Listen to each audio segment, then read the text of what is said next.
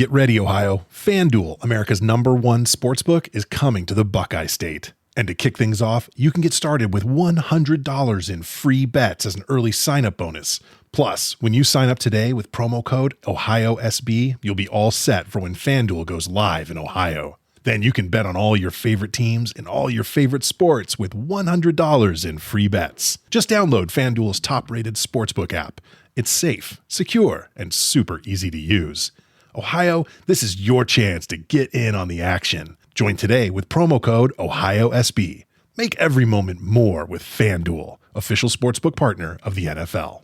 21 plus and present in Ohio. Bonus issued in non-withdrawable free bets that expire 7 days after FanDuel accepts its first real money sports wager in Ohio on 1/1/23. Unique user identity verification required. Offer ends on the go-live date. Restrictions apply. See terms at sportsbook.fanduel.com. Gambling problem? Call 1-800-GAMBLER. You're a holiday powerhouse. You host the dinners, shovel neighbors' sidewalks, and make everything from scratch. You definitely don't need help making the holidays happen. But Dunkin's Holiday Blend Coffee? A warming medium roast complete with sweet notes of dried fruit and molasses. Or a cranberry orange muffin made with real cranberries just might convince you? A little help never hurt. Especially the hot caffeinated kind. America runs on Dunkin'. Price and participation may vary. Limited time offer. Terms apply. You're about to listen to a podcast full of wonder, excitement, and discovery. It's time for an adventure through Odyssey. Hey everyone, welcome back to the Adventures Through Odyssey podcast, Odyssey Revisited. I'm Will here with John, and welcome to the first episode of Album 74, Buckle Up. That's right, the first episode dropped yesterday, and we're going to talk about it. So, we hope you've... spoiler alert, if you haven't listened to the episode yet, now's your time to back out, because we're going to talk about it in great detail. Game night. Connie invites... there's not really a great description on the wiki, so I'm just going to make one up. Connie invites Jason, Jillian, Whit, Wooten, and Penny over for a game night, and things don't go quite as planned. Yeah. I liked the tone of this episode a lot. Yes. I want more like this. This feels very classic Odyssey. The characters getting into hijinks sort of stuff. Yes, and I totally agree. I thought the comedy was really good. I like that we brought back the element of Whit being super good at games when Jason was a kid. Yeah. Because they mentioned hide and seek was a nightmare at one point, so I like how that kind of extends to everything. I appreciate flighty Jillian, although we don't get to see her a lot, is not as not adult functioning as she was in 28 Hours. Yeah. That's true. I feel like, okay, we can go, let's kind of go out this between like the four groups, because there's kind of four things going on in this episode. Yes. Which may be a little too much. For a 22-minute-er, yes. Well, right. I actually was going to say, I feel like this episode, I don't think it would have been necessarily good as a two-parter, but you have so many plot lines that never really get resolved. And maybe that's part of the point. Yeah, I mean, they bring up a lot of funny stuff. Like, yeah. It's, like, really funny, but it's, like, the ant plot line doesn't really end. They just get, like, Penny gets upset. Yes. Like, they get, like, things are better with them by the end. There's the whole thing about, like, the competitive streak. Yes, and I wish we could have seen more of that. Yeah, which I will say this. Has there not been in 950 episodes of Odyssey Whit playing a game? I guess not. No, he and Connie played checkers. I do remember that. Wasn't he a little competitive, or I can't remember. Right. So from what I remember, he and Connie were pretty evenly matched, as I recall. So maybe they actually are a good team in that regard. But the whole thing was Connie and Whit got into an argument about checkers, and Whit implied Connie was a snob, so Connie said, fine, I'll play checkers, and then kept losing. So... That's funny. I mean, so I guess some evidence. I did just find that funny. But, okay. Oh, speaking of losing at board games with checkered boards, if you haven't been reading the comics, a headcanon of mine has now been confirmed. Well, we can go over that when we go over the We can go over that in the news roundup, but if you know what I'm talking about with Bernard. Anyway, continue. Okay. So I think the Jillian Jason stuff was really good. It is weird. They don't ever the whole time mention the officer, what is it? Burke. I was going to say Buck, and I was like, I know it's not Buck. Because it's clear they're going for that romantic feel. Like, they just dropped that, like, she apparently was dating someone else. Yes. I mean, maybe they didn't drop it per se, but it wasn't important to the episode. Yeah. Because Connie doesn't try to set them up either, so. Yeah. But I think it's their little interactions are funny of Jason wanting to violate national security, which is cute, but also very clearly, like, I don't think Jason as a character would do that. Well, maybe to beat his dad, because unfortunately, I've been both Jason and Whit in this episode.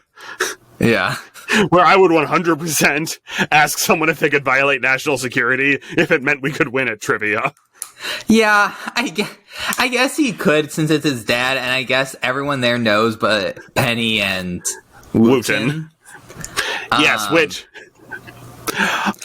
what was the reason Penny was on the phone because Kimmy Roberts doesn't have a great recording setup at home, so they were hoping by having the... Yeah, go ahead. No, you're getting a little ahead of yourself, but I was going to bring that up. Because here's the thing. I did wonder... Yeah, is this because she couldn't get to a recording studio or something with COVID, or she was busy?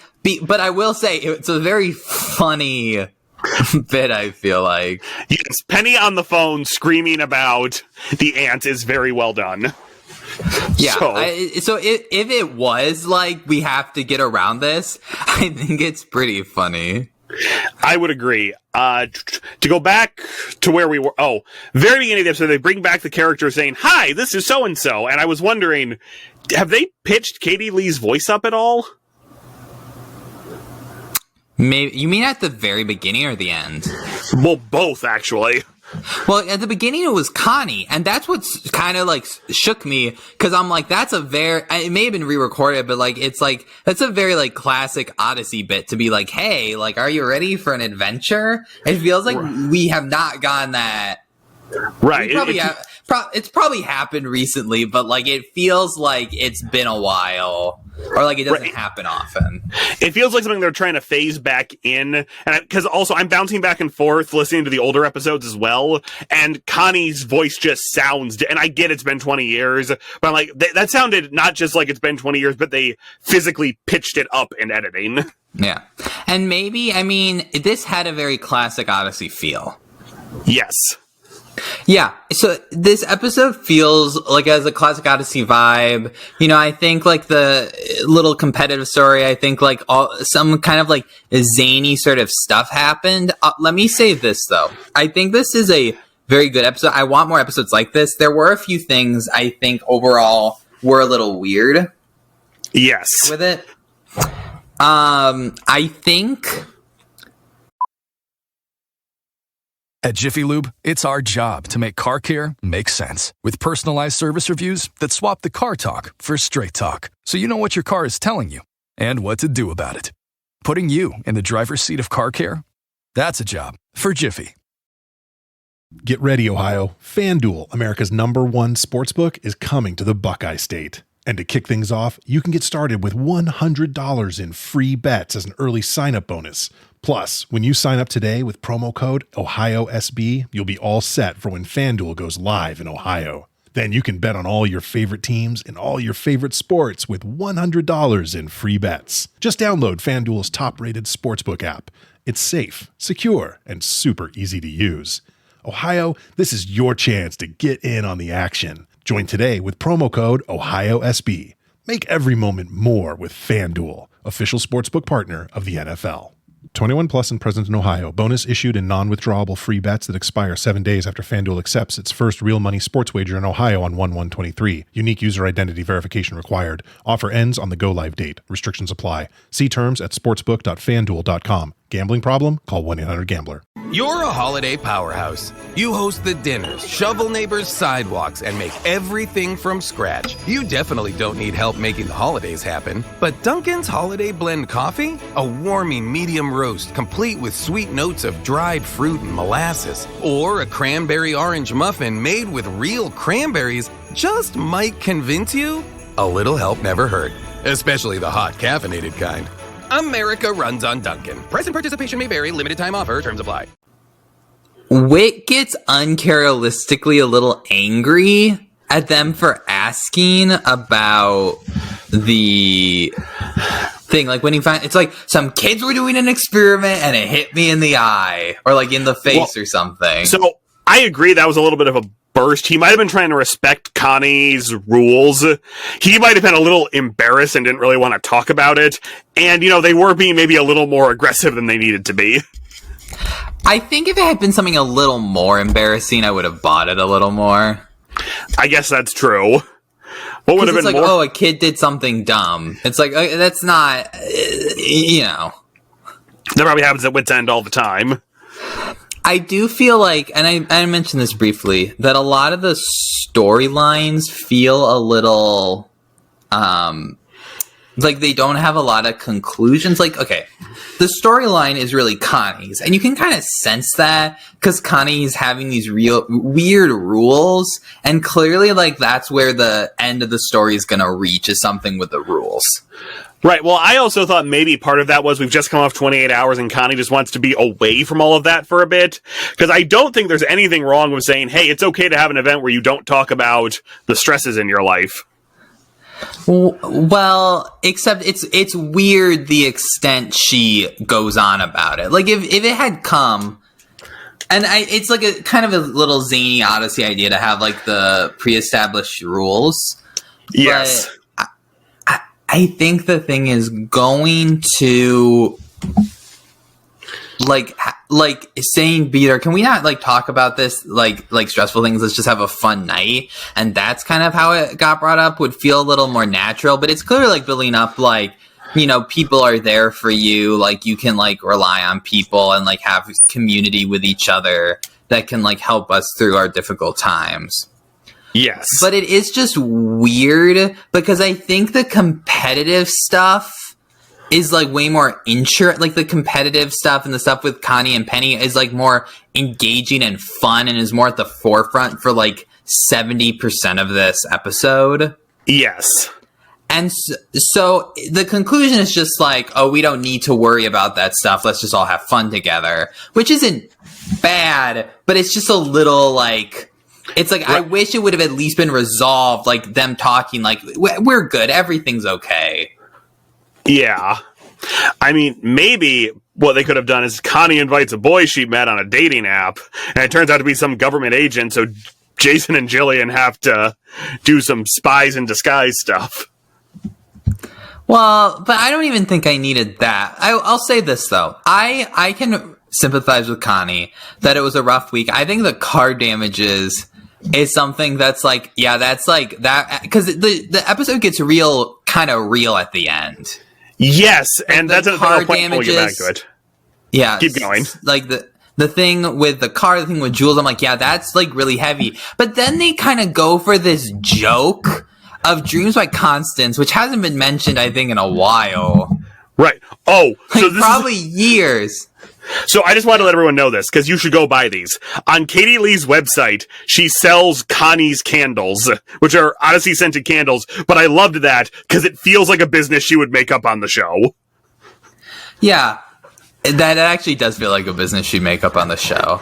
My issue, though, is they go for this totally zany, like, I got a bad review, not because of anything, like actually, like, yeah, this makes sense, like, why she'd be frustrated at this, but it's like, I put the wrong address on the invitations, so half the guests ended up at the pet store. Like, that's really bad. If you actually did do that, like, that's awful as a business, like a wedding business, to do that. And so it kind of took me a little bit out of sympathizing. It's like, right, you would get a bad review for doing that, because that's like really like bad of a mess up. I mean, I guess like the wedding people should have checked that the invitations had that, but like Right. I think theoretically that wouldn't happen because you'd send the invitation and like they'd look at the invitation and be like, oh right, like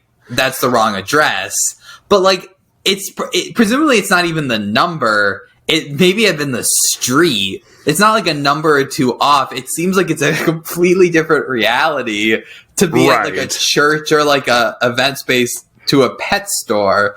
And so I feel like because there is this kind of classic like zany Odyssey, and then it takes a serious twist that like Connie's in like a bad like emotional state. Yes. But then they kind of pull this thing where it's like they wanted to go for the joke, like kind of the kiddie joke that kids will be like, oh, that's really funny. But I'm as an adult, like, cause you give two really kind of adult, like heavy examples, and you could have given a more like zany example, like I dropped the cake, or like I fell in a cake or something. Not necessarily the wedding cake, but like I was making a cake for today and like I dropped it, and Wooten could have been like, also, I'll eat drop cake. Like that could have been funny. Right. Like, that would have been a good laugh, but you would have been like, yeah, that does, like, that really, like, feels bad to have dropped a cake. Well, because dropping the cake makes two things. Right. I was gonna say, dropping the cake's a good breaking point, so. Yeah. And so, to me, it felt just a little bit like, because if the ending had been a little more zany, but they get, like, real serious. Yes. Like, Connie's, like, clearly sad. And, like, and Connie's like, it's been like a hard week for me. And they're, like, doing these serious things. Like, yeah, I like, hear that. Like, expensive car payments. Like, stuff with, like, helping your, like, half-sister, like, doing this studying stuff and helping her through her issues. And it's like, and then in the business I ran, I made this horrible mistake. But it's not like even a real mistake. If it had been like something like almost beyond her control or like a reasonable mistake, and maybe they think like the address, but then they like kick into like, oh, so half the guests showed up at the pet store. I'm a little bit like, Right. Maybe if it had been, I got the address wrong by one number, so suddenly poor Mrs. Johnston was overrun with wedding guests. Like, oh, it's the house next door to the church. Something a little less. Yeah, it's just like they clearly were going for the joke with the pet store. And I think it undermines the scene a little bit because it's so ridiculous. I would agree. Like, it's like, yeah, it's like, that's awful. I would feel awful if that happened. But also, like, as an audience member, I'm a little bit like, that seems like a little over the top. Yeah. I would agree. And this brings me to my next point. It ends a little abruptly. Yeah, that's why I mean, like, they could have had a little more to the episode, but I feel like they're like, we gotta wrap it up. Right, it's not like there's much to resolve, but Connie goes into the corner, has a good laugh with her friends, and then Chris comes on and gives the message. And I'm not entirely sure I know what the message is. I get it's supposed to be, be there when your friends need help. And I guess I appreciate they don't imply it's nag your friends until they tell you what's wrong. So. Well, I liked the perspective of the episode. I actually thought it was like a good kind of direction to go with it. Like, I think it's an interesting concept of, like, you can rely on your friends. Like, you don't have to necessarily keep stuff from them. Like, your friends, if you have good friends, they're there for you and can help, like, raise your spirits. Like, you don't have to say, like, we can't share our problems, because, like, part of friendship is sharing the problems. I do think there's a lot going on in the episode, but I think that's the vibe they're going for. Yes. I would agree. There was one other favorite part I wanted to mention is Wooten and Penny playing what game would we call that? The word association game? Charades. The towel game. Something like that. And we all strive for that relationship in life. Unfortunately, I found out when you put you're looking for the Penny to my Wooten on your dating app, nobody gets it. But people can say they're looking for the Pam to their gym all they want. Yeah. Sorry. My saltiness about how much I hate The Office is a whole other thing. It's not for that 8 to 12 audience. Be quiet. Okay, so any final thoughts on the episode? I think it's good. I want them to do more episodes like this. I just think there's a few things in it that I'm a little bit like, that didn't quite land. But I think it's a good episode overall. I agree. This is also the first time in a long time we have an episode where it feels like the adult characters genuinely being friends with each other and not just kind of being around each other, if that makes sense. Yeah. So that was good. Where was Jules? Maybe Jules was out on a date with Buck. Oh, that's and true. The next episode's going to confirm they're dating. That's very possible. But no. What if they had dropped it this episode? Connie's just like, oh, where's Jules? Oh, she's on a date with Buck. Huh? That would have been so funny. I kind of wish... I wonder if in an original script for this, if Eugene was here. Yeah. I wonder if it would have been Eugene instead of Wit, or Eugene, probably not Eugene instead of Wit, but if Eugene would have been there, or would have been Eugene instead of Wooten. I don't know. Maybe. But I will, because it was actually nice to see Wooten and Penny together again, because I don't really feel like they've done an episode together in a while. It feels bad to me because I feel like I do miss that classic Eugene dynamic, and I feel like we would have gotten in this episode. Yes. Eugene's been pretty serious lately.